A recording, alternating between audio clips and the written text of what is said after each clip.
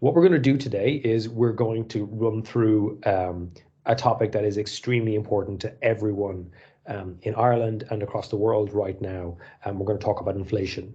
This will be important for your leaving certificate. It's important for your life. It's important that you understand the kind of teaching and research that we do here at the University of Limerick's Department of Economics. And in order to help you through these topics, like what is inflation, how's it calculated, what's the impact of inflation on Irish households, what's the possibility of the ECB increasing their interest rates, and where will the impact of an interest rate hike go? We're joined by two amazing speakers. So the first speaker that you'll hear after me will be Dr. Rita Buckley. She's an expert in the economics of natural resources, climate economics, and she's one of our best teachers here at the University of Limerick. I'm delighted that Dr. Buckley has taken the time to from her morning to give you some of her knowledge and expertise. And after Dr. Buckley, we'll have Dr. Olubunmi Ipinnaiye. She's a lecturer in the Department of Economics as well. And she's an expert in the economics of innovation, in the economics of having new ideas and doing new things. And she's one of the teachers that you'll meet early on in the economics degree if you choose to do the Bachelor of Business Studies here at the University of Limerick, or the BA in economics. But this is not a hard sell kind of a talk. We're here to help you with your topics and with the questions that might come up for you in the upcoming Leaving Cert. So there is a little question box. It's up there in the top right-hand corner of the Teams chat. If you just click that and ask a question, we will hold the questions hopefully until the end of the talk, and then I'll read them out and we can answer them, one of the three of us, as we go. So with that, can I just thank you all for your time and attention? Can I thank your teachers for taking the time to do this? And if you're watching this on a recording, then of course, I hope you will get in touch with us. And if you have any questions about anything, use the Q&A feature at the end. So with that, I think I'll stop and I will hand over to Dr. Buckley. Dr. Buckley, are you ready to go? I am, yes. Thank you, Stephen. Great. Well, then, please take it away. Okay. Good morning, everyone. The purpose of today's topic is to discuss inflation, and particularly the focus on today's the focus of today's session will be on consumer price inflation in particular. We know that Irish inflation is currently running at an average of 5% from January 2021 to January 2022. And this is a reversal of the trend in January 2020, where inflation was falling and even negative. So, of course, this is an issue of great concern to governments, to business, to your ordinary consumers and households. And most of us have been feeling the effects of this inflation especially over the last 6 months. In the next 15 minutes, I will address the following issues. So first, we're going to define and examine the official Irish measures of inflation, and that's the Consumer Price Index. We're also going to take a brief look at the HICP, or the Harmonized Index of Consumer Prices, which is the euro area measure of inflation. We are then going to examine the trends in Irish and euro area inflation and discuss the major causes of inflation. And then moving on from there, we're going to look at the implications of high inflation for the Irish economy. Particularly looking at the implications of households that are impacted by inflation, but also about economy-wide implications, particularly in relation to competitiveness. So finally, we're going to address what governments can do in the short and the medium term to help those people that are most detrimentally impacted by inflation. So we have a lot to go through in 15 minutes, so I probably talked very quickly. But the first thing is just to define what the Consumer Price Index is.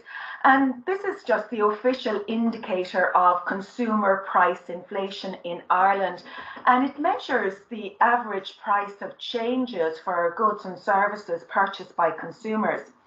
And when we have a rise in the CPI, the typical family has to actually spend more money for the same standard of living. So really what it does, it erodes the purchasing power of the consumer and real income declines.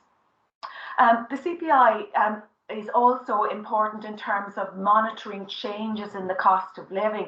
So it helps us to provide an accurate way to adjust wages and social welfare payments in an ever-changing economy. Pension payments can also be adjusted over time using the CPI, and it's a very important tool to examine the performance of the economy and inform public policy, particularly around fiscal and monetary policy. So we're also going to talk a bit less about the Harmonized Index of Consumer Prices, but I just want to explain what it is. So the Harmonized Index of Consumer Prices has been around since about 1996, and this is the way inflation is measured, or consumer price inflation is measured in the euro area.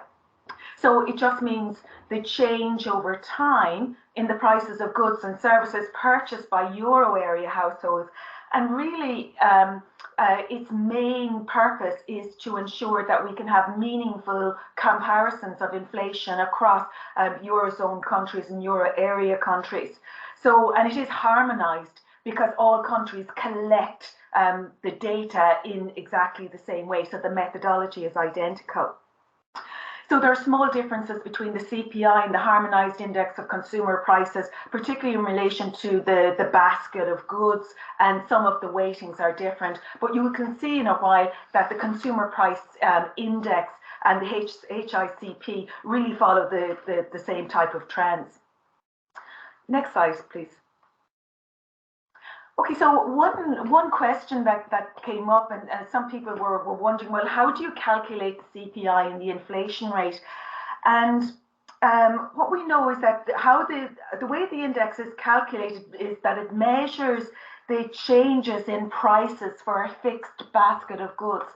And there are 5 key stages to measuring the CPI. And the first stage is fixing the basket. So first of all, the Central Statistics Office identifies a market basket of goods and services that the typical consumer buys. And the Irish basket consists of about 616 items and something like over 51,000 prices. So it's very comprehensive, and it comprises goods as well as services. So goods like your food, clothing, tobacco, fuel, of course, which you're hearing a lot about, furnishings, as well as services such as airfares, rent, motor insurance, haircuts, accounting services, etc. So, so each item in this basket of goods is weighted, and it's weighted according to the total expenditure of the average household. So, for example, the weight of a haircut is going to be much lower than the weight of a rent payment, for example. So, and the basket of goods is updated every 5 years, and the last time it was updated was in 2016, and it's generally updated on the basis of the household budget survey. But again, like many things, because of the COVID situation, the household budget survey, which was supposed to take place in 2021, didn't. So the basket of goods will not be updated until the end of 2023. So the next stage in calculating the CPI is to find the prices. So you find the prices of each of the goods and services in the basket for each point of time. So whether that be on an annual basis, if you're looking at percentage change inflation, or for over a year, or a monthly basis, if you're looking for the price index on a monthly basis, or inflation from month to month. So the third stage then is computing the basket cost. So using the data on prices and quantities to calculate the cost of the basket of goods and services at different times. So for example, you might compare, like we'll do in the next 2 stages, the cost of the basket in January 2021 and the cost in January 2022, and that will give us a value for the price index over the year. So the next stage then is you choose a base year, and then you compute the index. So you designate 1 year as a base year. And for example, currently the CSO used 2016, and they compare the basket of goods in 2016, or the price of the or the cost of the basket of goods in 2016 to the cost in 2022, to have an idea of what the inflation or what the price index is, and thereby calculate the inflation rate. So the important thing is that the base year must be the same year that consumers were surveyed and baskets were fixed, and that's the year 2016. So you're going to compute the index then by dividing the price of the basket in the current year, which is January 2022, by the price in the base year, which is 2016, and multiply by 100. So the resulting number is the CPI. So for example, in January 2021, and these are actual figures for the price index, in January 2021, the CPI was 101.5. In January 22 was 106.1. So therefore, to calculate the inflation rate, it's just the percentage change in the price index from the preceding period. So what we have here is our price index, which is 106.1, or sorry, 106.6 in the current year, which is January 2022, minus in the preceding period, which is 101.5 in January 2021, divided by the preceding year's price index, which is 101.5 multiplied by 100. And that gives us an inflation rate of 5%, just 5.1%, I think, just between January 2021 and January 2022.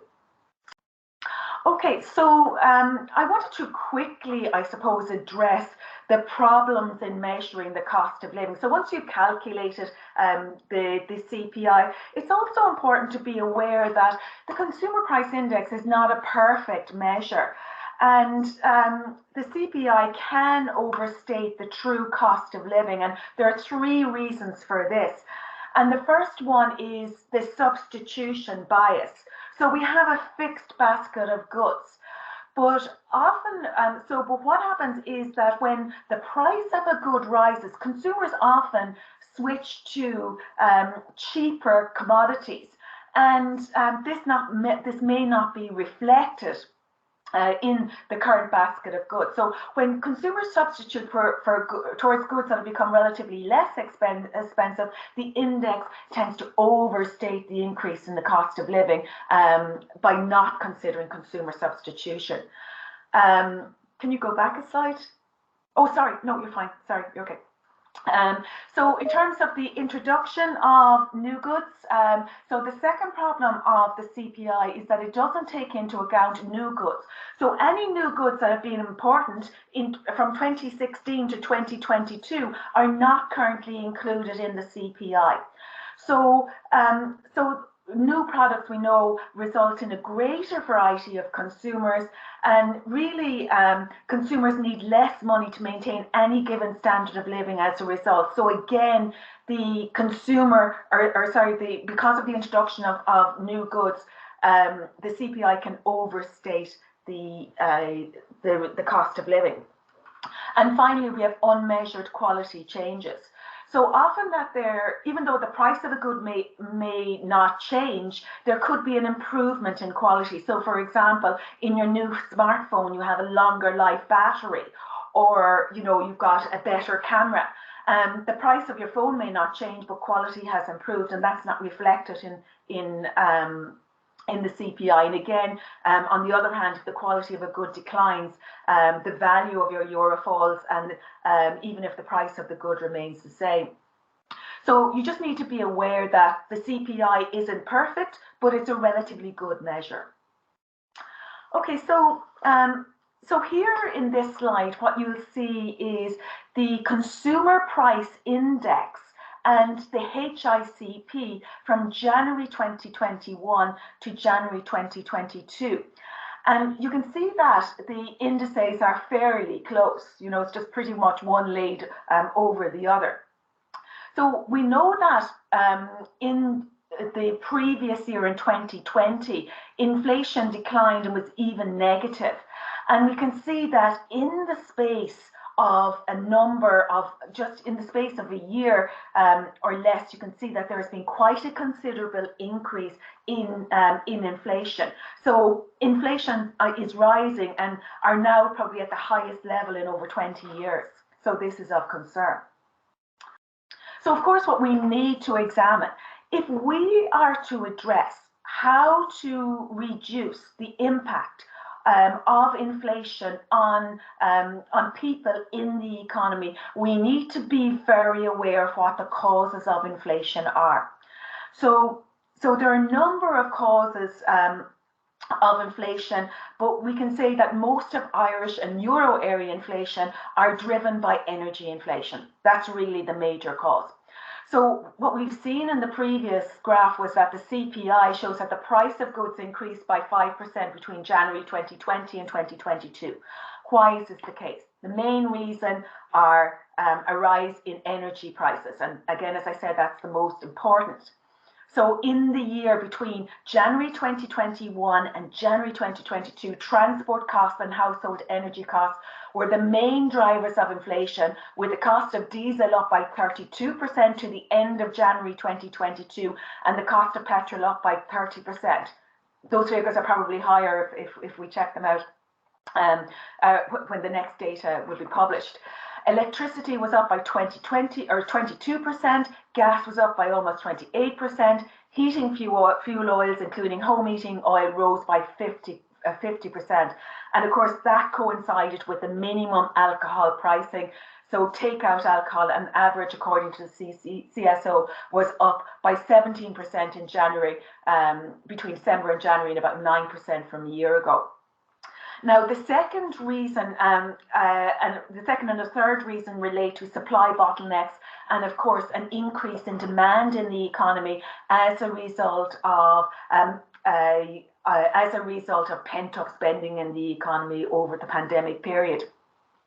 So again, supply, really what's happening with supply is the supply has not been able to expand quickly enough. And there are supply shortages due to closure of factories. There's been transport bottlenecks. There's been a shortage of products like microchips, which are an important input into commodities. And all of that has stretched supply delivery time. And of course, as well, you have the rise in demand. So what you have is a rise in the demand, and then you have a constraint on supply, and that's driving up prices as well. So that has an impact, but again, the major impact is energy prices. And you can see here in this graph, it clearly shows that transport and housing, water, electricity and gas are the major areas where the price increases have occurred, followed by alcohol, beverages and tobacco, and you've got a small decrease in clothing and footwear and services as well. Okay, so what we see here is that consumer prices across the Euro area also surged by about 5.8% in the year to the end of February. And that was up from 5.1% in January. And again, if you look at this graph, what you see that over time, and this is since 2012, but you can see very clearly what's driving inflation since in the past year is rising energy prices. So that's important. So the next slide shows that just a breakdown of where inflation is occurring in the Euro area, and it really is an identical story to Irish inflation. So consumer prices in the single currency area increased by 5.8% in the year to the end of February, up from 5.1% in January 2022. And pretty much what you have is persistently elevated energy prices trickling down to consumers in the form of household bills, were the main culprit behind it. And here you can see this really big increase around energy prices. So the Eurozone energy prices are up by 31.7% from an annual rate of 28.8% in January. So really, the main reason is the heightened anxiety about the futures trade of Russian energy exports to the continent. Really, it's the price rise is because of a significant concern in the markets and speculation about the riskiness of around energy supplies. So next, we're going to look very quickly at the costs of inflation. And there are a number of costs of inflation we've already talked about. Obviously, inflation reduces the value of money, reduces the purchasing power of money. You can now buy less with your wages. It also reduces a country's competitiveness. So Irish exports are relatively more expensive, so less of them are sold when you compare them to our trading partners that have lower price levels. Also, it's likely that Irish consumers will buy more imports as well, and this has an impact on output income and unemployment in the economy. So it really erodes growth because consumption is slowed and growth is slowed and unemployment increases. And actually, most importantly, it is those on low income that are most vulnerable to high unemployment. So we know that also that inflation penalizes savers. So it gives to borrowers and takes from savers. And of course, you have increasing concern of what's called cost push inflation. So, and these are what could be termed as second round effects on inflation on wages. So, for example, when prices increase, you have increased pressure for nominal wage increases, and that creates a further inflation problem. So this can turn into an inflation spiral, further reducing the competitiveness of the economy. And it's very important that any government policy takes into account these effects. Okay, so next we're going to examine who is the most impacted by high inflation. So, and the Central Bank of Ireland in 2022, just in the last number of weeks, published a study on how price changes affect different households. So you have this average inflation rate of 5% from January 21 to January 2022. But some households, for example, low-income households, experience higher rates of inflation, for example, 6.1%, and other households, such as high-income households, experience low rates of inflation. So there are variations in terms of the impact of inflation on households. So low-income, older households and rural households experience the larger cost of living increases from higher inflation.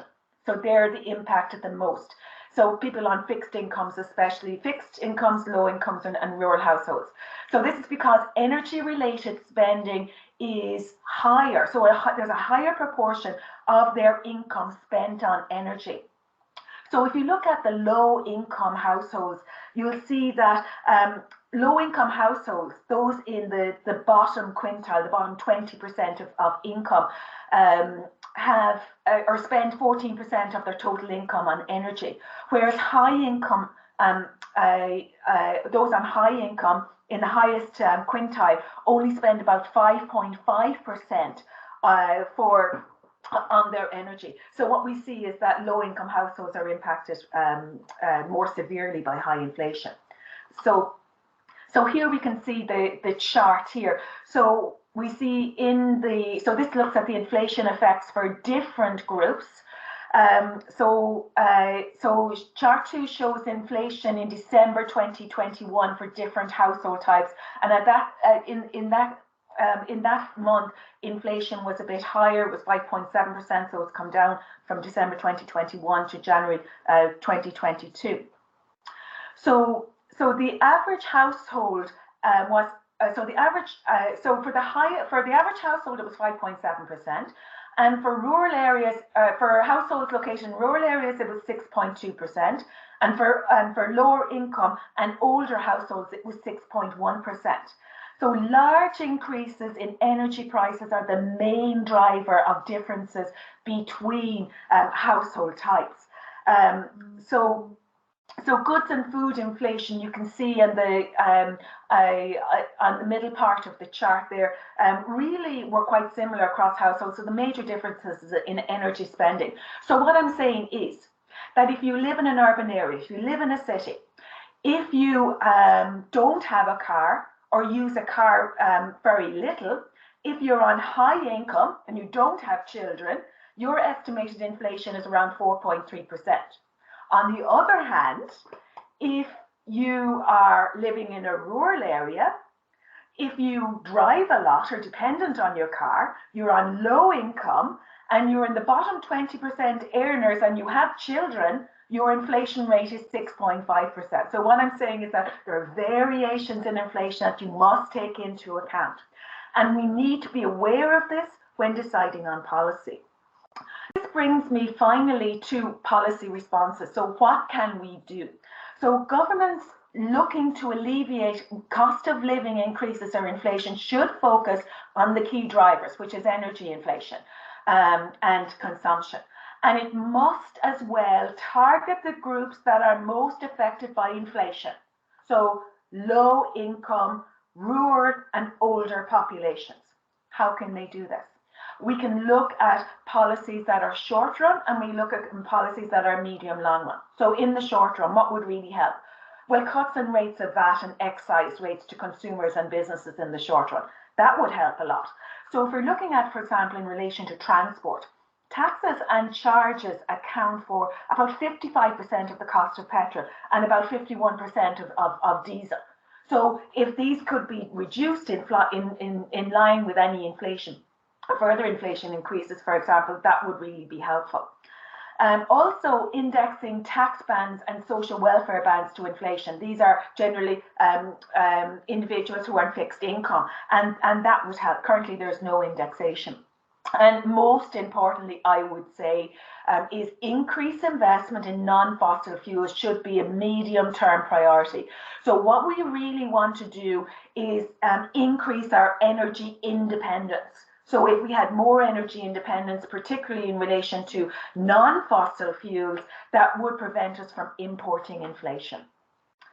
Okay, that really brings to an end my portion of presentation on inflation. Excuse me. I'm happy to take any questions after the next presentation. Now, I just want to point you to some useful sources. You can click on the following links for those. And again, I think I've run slightly over time, so I'd like to quickly thank you for your time and attention, and I will now pass you back to Steve. Thanks very much, Rita. That was excellent. Really, really clear overview of the main issues and a really useful set of resources for students at the end of those slides. And again, we'll be emailing these slides out to everyone who's registered, so don't worry if you've been taking notes furiously. It's all good. Can I now pass you over to Dr. Olubunmi Ipinnaiye, who will talk about monetary policy and rising interest rates. So please take it away. Thank you, Stephen. Good morning, everyone, and thank you for attending this session. So the focus of this session is mainly to look at the impact, the possible impact of an increase in interest rates on different actors in the economy. So, but before we look at the impacts, it's important that we first of all look at what interest rates are, and then we'll also talk about what, how interest rates are determined, and then we'll go on to look at the rationale behind a possible increase in interest rates by the central bank. So as my colleague Dr. Buckley mentioned, inflation is a source of concern in any economy because it erodes the purchasing power of individuals. So that means that you get less for more. So you have to pay more in order to get less goods and services. And inflation is also a problem if every time, for example, you go into the store to get your lunch, the price has changed. That makes it very difficult for you to plan or to budget. And the same applies to businesses as well. So if inflation is high or unstable, it becomes a problem in the economy. And that's why for many central banks, including the European Central Bank, maintaining inflation at low and stable rates is very important. So in terms of achieving this objective, the interest rate is one of several monetary policy instruments that are available to central banks or that are commonly used by central banks. So monetary policy relates to a set of actions taken by the central bank to regulate the price levels as well as to ensure economic stability. So it then means that inflation, interest rate is it's a big deal for the economy. So first of all, we look at what interest rates is. So the interest rate has two different implications in terms of its definition for two different sets of actors. So interest rates, on the one hand, represents the amounts that lenders or banks will charge to borrowers. So if you took out a loan, for example, or you took out a credit card, you'd have to pay a percentage on the amount that was borrowed from the bank. So that represents the interest rate is the percentage you have to pay back. On the other hand, the interest rate also represents the amount that is paid by banks to savers. So if you deposit your money in the bank pays you an interest for using your money because effectively you're lending the bank money for a period of time. So what this then means is that when there's a change in interest rates, this would impact on decisions made by individuals, households, businesses, and the government. So we've established that interest rates are an instrument that are used by the central bank to maintain price stability. So the next question then is, how does the central bank determine interest rates? So, so the central bank sets the interest rates at which it lends to banks. So the central bank lends to banks, and then the banks in turn lend to individuals, to households, to businesses. So the central bank sets the main interest rate at which it lends to bank. So in the case of the euro area, the main interest rate is the refinancing rate. And the central bank sets this interest rate based on information on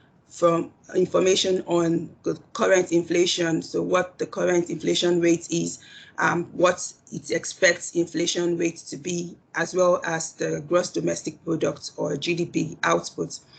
So, and how does the central bank then set this interest rate, determine what the interest rate or at what level the interest rates should be set at? It uses a strategy called inflation targeting. So inflation targeting consists of two main steps. So first, the central bank, in this case, the ECB, determines the level of inflation that they wish to maintain in the medium term. So in the euro area, the inflation target rate is 2%. So then what the central bank then does in carrying out inflation targeting is to adjust the short-term interest rates to achieve the target rate. So what this means then is that when the actual inflation rate exceeds the target rate set by the central bank, so for example, the target interest rate inflation rate is 2%, and the actual inflation rate is at 4%. It means then that the central bank will raise interest rates in order to ensure that the interest rate, to ensure that inflation falls back to the target rate. And on the other hand, if the actual inflation rate were to fall below 2%, say inflation rate was now 1%, then the central bank will lower the interest rate. So this is how the central bank determines the interest rates. This is how they set the interest rate using a decision rule. Interest rates from 2008, from October 2008 to 2022, March 2022, are falling significantly. So, so first of all, the first significant fall or lowering of the interest rates was from between 2008 and 2010. And then there was also a significant decrease between 2014 and 2015. And then from 2015, the interest rates actually fell close to zero, and they've been zero ever since. So interest rates are quite low at the moment. So the question then would be, so why is the central bank considering raising the interest rates at the moment? So why would the ECB consider raising the interest rates? And to answer that question, we look at the data. So the graph I'm showing here presents inflation rates. So this is inflation rate in the euro area from October 2008 to February 2022. And it measures the percentage change in the Harmonized Index of Consumer Prices, which my colleague Dr. Buckley measured earlier. So we can see that so first off, we can see there's a fluctuation in inflation rates across the period. We can see that in from 2021, so just as she mentioned earlier, from 2021, there's been a significant increase in inflation, going from negative inflation to inflation almost at 5%. So, and because we mentioned earlier that the central bank engages in inflation targeting, so that the aim is to maintain inflation at a low and stable rate, especially at the target rate.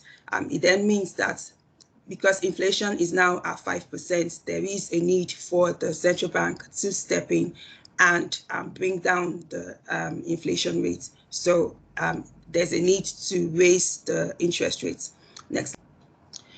So having looked at how interest rates are set, what interest rates are, so why should we be concerned about an increase in interest rates? Who is impacted the most by an increase in interest rates?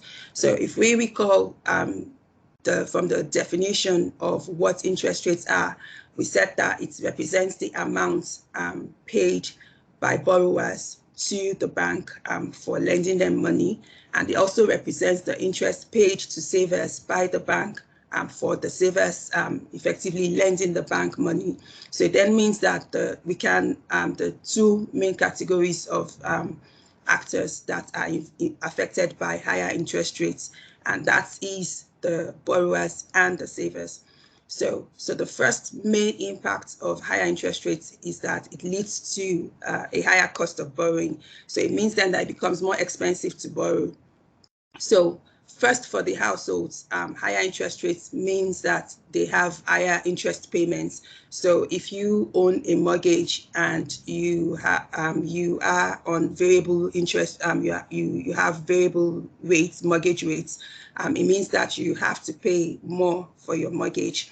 And if you own a credit card, or you have a car loan or education loan or any type of loan, it means that you have to pay more you have to pay more to repay the loan.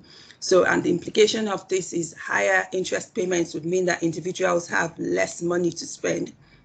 So they spend less on goods and services. So they buy fewer goods and services.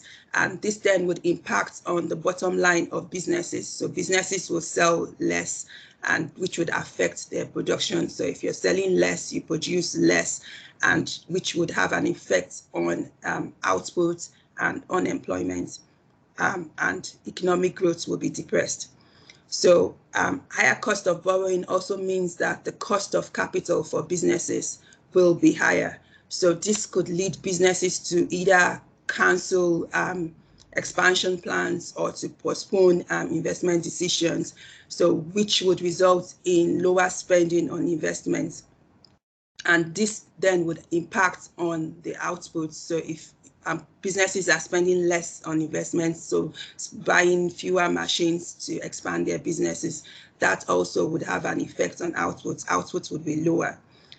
for the government, higher cost of borrowing also means then that the government will be faced with paying higher interest on their debts. So, and higher interest payments will impact on the budget deficit. So the budget deficit occurs when the government is spending more than they are receiving in taxes. So, and budget deficits, the higher the budget deficits also would impact on the national debt. So national debt is the overall debt in the economy. So the more budget deficits that the government runs up, the larger the national debt becomes. So, and the national debt, which we can measure how sustainable the national debt is by looking at the ratio of the debt to GDP, where GDP gives us kind of an indication of the income being generated in the economy. So if the interest rate is higher than the rate at which GDP is growing, it means then that national debt may become unsustainable. So it may be more difficult for the government to pay off its debt. So, increase in the interest rate may result in the government struggling to pay off its debt. It could even lead to governments defaulting on their debt, which is not a good look for any government. And then lastly, for the government, higher payments on interest would mean that the government has less resources to invest in maybe public projects that may be beneficial for the economy or may be beneficial for driving economic growth in the economy. So the second main impact of higher interest rates then is that it means then that savers will earn more on their savings. So it is beneficial for savings. You earn more on your deposits in the bank, so which would encourage individuals to save more. That is if the banks pass on most of the interest changes to the savers. Okay, so because there's a difference between the interest banks charged for lending money and interest charged on savings. So when lending money, higher interest rate is charged in order to account for the risk that the individual or the business may default on the loan.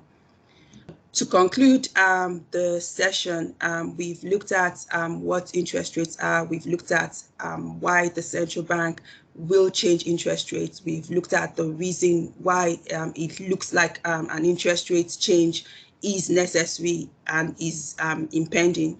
So, and we've also shown that there are winners and losers from any interest rate increases. So you have the winners being the savers, so they earn more on their deposits. And on the other hand, the borrowers, so which could be the households, the business, the government, are losers. So, but the overall impact of an increase in the interest rate would be to lower total demand for goods and services in the economy, which would impact on the production of goods and services output, and which would lead to lower economic growth. Thank you for listening. Thank you very much, Dr. Ipinnaiye. That was fantastic. And I think what's wonderful about this so far is you have seen what inflation is, why it matters, the fact that different households bear the costs of inflation in a different way, the policy remedies that might accrue or that the government might have to pursue right away. And, you know, we're recording this on Wednesday, the 9th of March, and the government is already talking about springing into action. We should see a lot more policy changes down the road. And I believe our first question, so if you have any questions, now is the time. We have about, 15 minutes or so for questions or comments through the chat box. So Mairead O'Sullivan, if that's the BSTAI's Mairead O'Sullivan, then thank you very much, Mairead, for all your help, not just with today, but down the years as well. It's a pleasure to work with everybody in the BSTAI. They've been real partners for the Department of Economics down the years. So yeah, thank you very much. So so that's it. That's the Mairead O'Sullivan that's asking. But the first question I believe we'll send to Rita. Do you agree with the government's move to reduce excise duty on fuel? You're muted, Rita. Thank you, Steve. Absolutely. Particularly as we saw from the presentation there, that the people that are impacted are those on fixed incomes. They're on low income already, and they're most impacted by the energy price hike, and that's trickling down to them in terms of increased bills. But I think you have to balance it out in terms of how much do you decrease excise duties and VAT rates on energy products. So because excise and VAT rates are very important revenue sources for the government, and that is to be balanced against reducing these taxes. So what it may mean, for example, if there's a reduction in revenue generated from these products, that might mean more borrowing for the government, depending on how much. So my answer is yes, I'm in agreement. I think that any policy, including reduction in excise duty, but also things like fuel allowances, will be very important too. Fuel allowances for those on low income that are highly impacted by the rise in energy prices. Very good, thanks, Rita. I do believe we're going to see very large changes in government policy, but I really love the fact that you identified the trade-off, right? So economics is all about trade-offs. So you can reduce excise duty, that's fine, but only at the cost of increasing the government budget deficit, which will increase the government debt, which we will then have to pay off at some point into the future. So, it's not free. You're basically trading off pain today for pain in the future. And then it depends on monetary policy as to how that is evolved. So the second question is from PJ McNamara. Again, I think PJ Mac is someone I know quite well, but I won't tell you how I know him. How far, and this is for Bunmi, how far can the state go in attempting to address imported inflation? The expectation that this will be a continuous response. So the idea of expectation and how belief alters behavior today. Please, Olubunmi. Right. Thank you very much.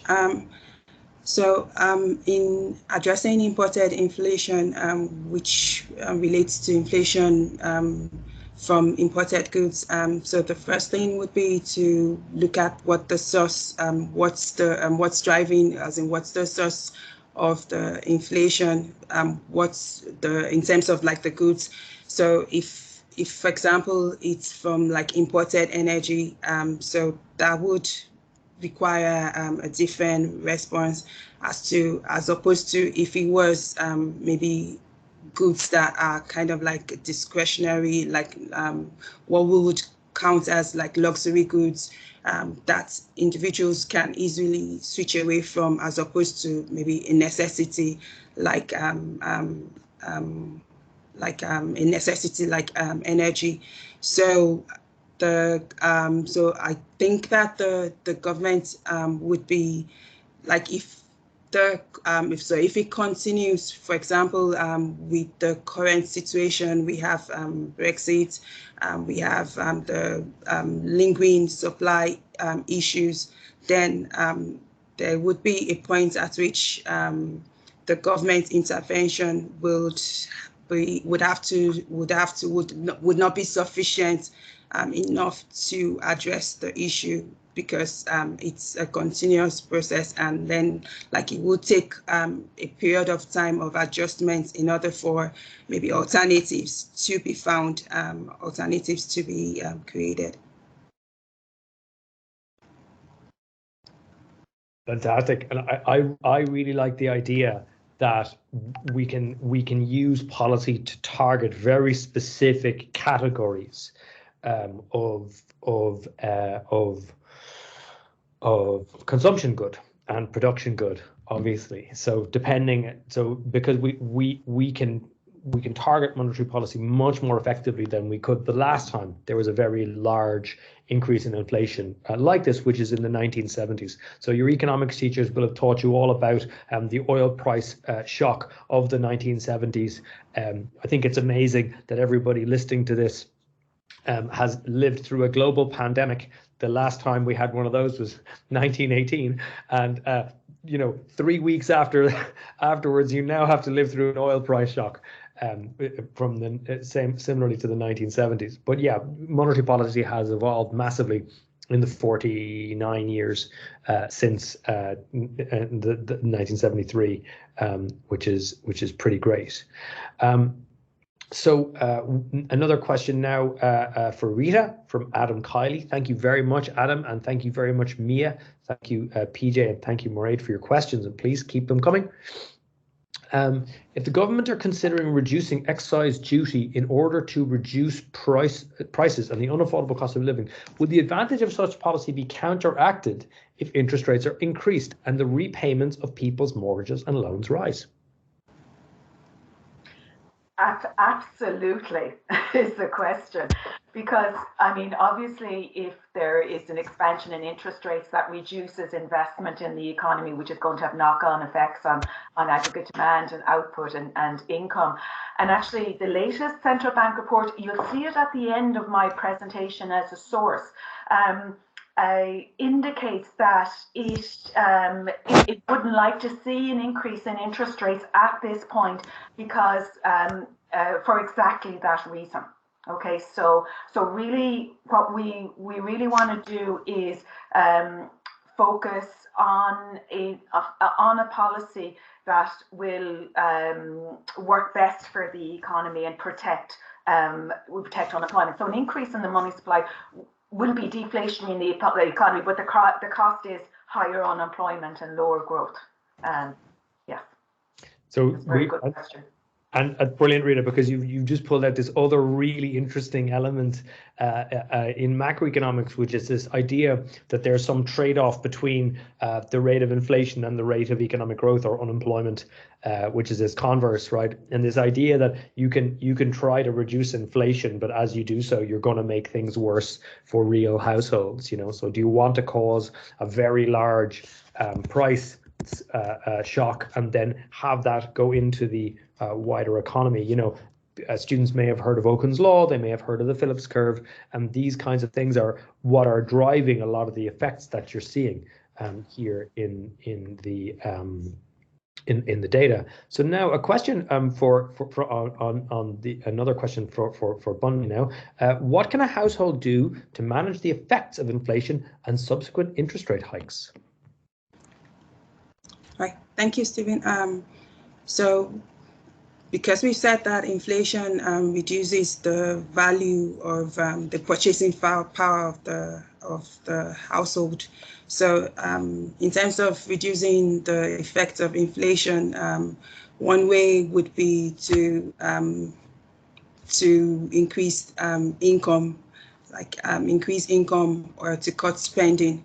But you can only cut spending so much because if you have necessities and the prices of necessities are still going up, so you still have to have a minimum the minimum standard of living. So that would suggest that any more income would be the way out of it, rather than cutting as much spending as you can. And in terms of the interest rates hike, one way would be to lower debt, which again, in order to lower debt, you'd need to have more income to be able to lower your debt. So because we've established that the interest rate hike will penalize individuals who have debt. So the more debt you have, the more impacted you will be by the interest rate hikes. So increased income will help to ameliorate the effects of inflation and the interest rate hike. But again, that is limited because individuals are limited in terms of how your income, you can't go to the you can't ask for a wage increase, because then wage increases as well would lead to further increases in inflation. So it then becomes kind of like a vicious cycle. So. Very good, very good. Thank you. I think what I might do as a final question, so I know there are more questions, but I'm also aware that everyone needs to get off to their next class, and they need to you need to go on having all the fun that second level students have on a Wednesday morning. Looking forward to the Leaving Cert in a couple of months. So we understand the pressure that you're under. So my last question is really to both Rita and Buckley, Rita and Olubunmi. If you were the Minister for Finance, what is the first thing you would do today to help households deal with the change in inflation? Oh, wow. Okay, I've suddenly got a rise in pay. Well, I think, first of all, there are two major income groups that are affected. And I think for the low income fixed, low income individuals, they're operating on a very fixed income, and they don't have the ability to increase their income that they earn to reduce the impact of the cost of living. I would probably very much in favour of an increase in the fuel allowance for those, but I think you also need to think about middle income households. So middle income households who are already stretched, that are possibly living in rural areas, that are dependent on transport. And I think there that a reduction in excise or VAT on fuel would be important, or possibly looking at changing tax credits. So I think you've got to look at the various the people that are impacted the most, and then operate a policy targeted at those impacts. And I think for me, it's low income and middle income rural households especially. So maybe something along those lines. Very good. And over to Minister for Finance, Ipinnaiye. What do you think? Right. Thanks, Stephen. I think I would go more for changes in taxes rather than increases in the fuel allowance, because I feel that if maybe changes in tax credits, for example, or a tax cut would put more money in the pockets of both low income earners and middle income earners, whereas with the fuel allowance, it's only a category of individuals that would receive this, and possibly those in the middle will be penalized, especially those at the margin will be penalized the more. So like I'd go more, I'd recommend more of tax cuts than an increase in the fuel allowance. Very good, very good. And here you have it, folks. Two economists, two totally different answers to a question, both correct. And I imagine that the current Minister of Finance will end up doing some version of both. The final question from A. O'Connor Canny, could hyperinflation occur as a result of an increase in the money supply in the last 18 months? Only if we lose trust in the state. That may happen in Russia, probably won't happen here.